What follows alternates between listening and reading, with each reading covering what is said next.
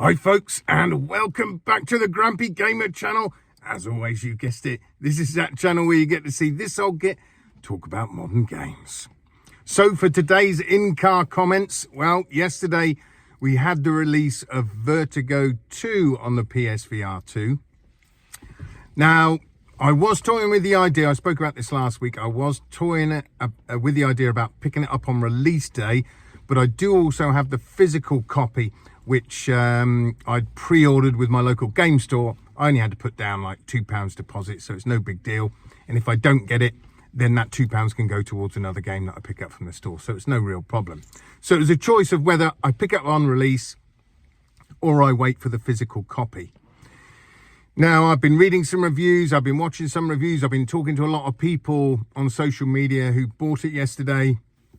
And there does generally seem to be a very mixed bag of opinions. Some people saying they're loving it, but a lot of people saying they're running into a lot of bugs. The frame rates can be really bad at times, especially if you're in outdoor environments. It'll start to chug along, which in VR, stuttery frame rates, yeah, that'll make you feel sick very soon. So that's not so great. And there's a couple of game-breaking bugs where people have to go back and do a whole section again. So it's not sounding too great, so I didn't pick it up yesterday. I said before, I wasn't sure about the game anyway because of the look of it.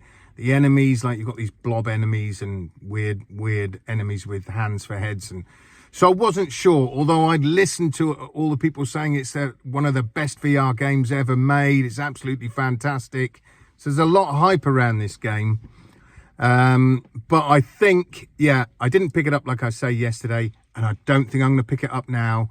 I'm going to wait for the physical release on the 9th of February, because at least then that gives them a couple of 3 weeks, whatever, to hopefully patch the issues that it still has. And also it means if I pick up the physical copy, if I enjoy it, I can just play it all the way through and trade it back in, get some money for it. Or if I don't like it, I can just trade it straight back in. So I haven't lost anything. Obviously with digital games, once you buy them, that's it. You can't do anything with them afterwards, especially sort of single playthrough games, story games where you play through and then that's pretty much it. What was the last one I did that I haven't gone back to since? Was Hubris. Played that one through. Yeah, I enjoyed it. Yeah, it was a good game. But that was it really. There's no reason to go back through it again. So that just sits in my library. So I would say, folks, maybe hold off a little while. Even if you're not going to get the physical copy, just hold off a little while before buying it, so that hopefully they can patch these issues. Obviously, you guys do whatever you wish.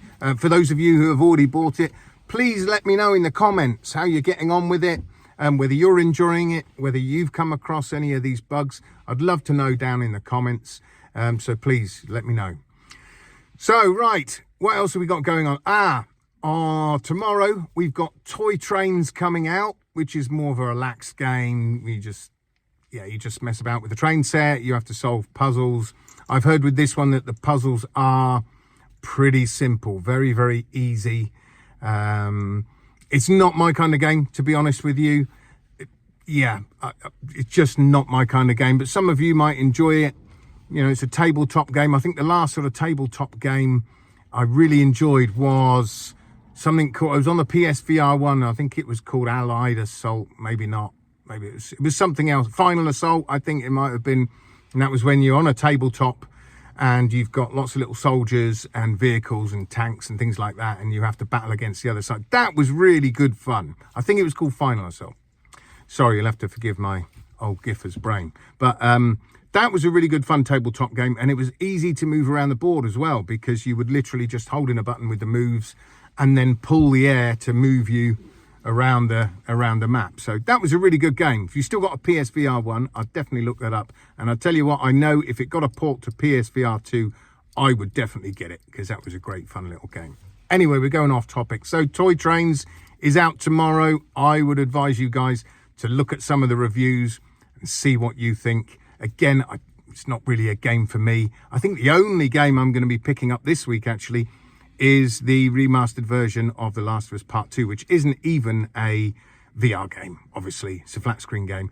But it's only £10 because I've got the original still. So it's only a £10 upgrade. I want to check out the no return roguelike mode. That looks quite good fun. For me to do the story again, I think I would go back again and play the first one through and then play the second one through again.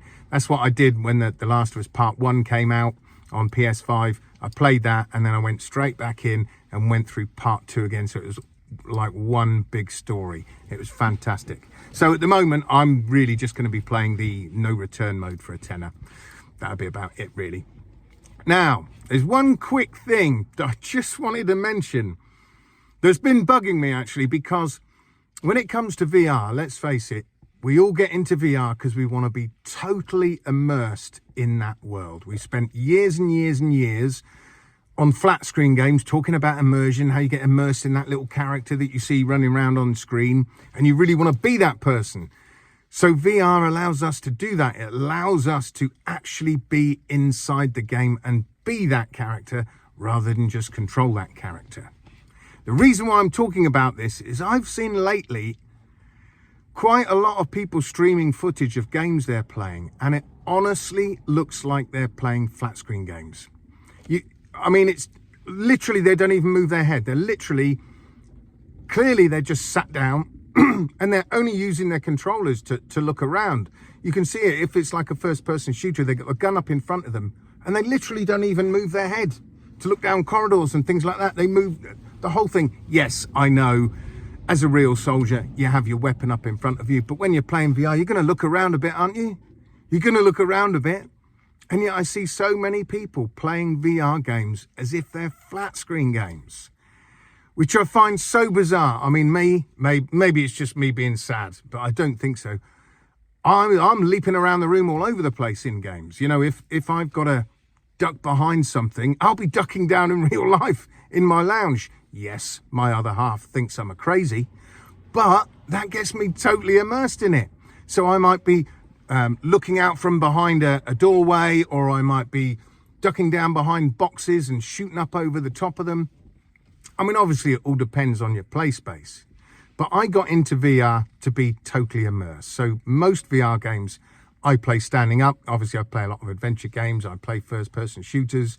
The only games I really play sitting down, obviously GT7.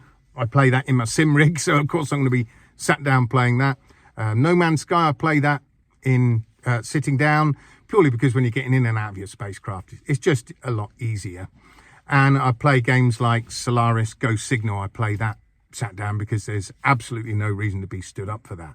But anything else, any sort of adventure game like Saints and Sinners or Arizona Sunshine, the Resident Evils, Pistol Whip, anything like that, I stand up and play those. You know, because again, anything that detracts from the immersion is, that just lessens the experience for me. Let me know what you do, guys. Do you play a lot of your VR games sat down? Do you play them a lot like you're actually playing a flat screen game and don't even move your head? I'd be interested to know what you guys say, and see how many of you play most of your games sat down. So anyway, it was only a quick video today, folks. Just wanted to talk about those couple of issues. And like I say, please leave your comments down below. And if you haven't already, please give the video a like. And if you haven't subscribed and you want to see more of my nonsense content, please do subscribe to the channel and share it with your friends. Who knows, we might be able to get a few more people on my channel. Anyway, until next time, folks, I shall see you guys on the other side. Adios.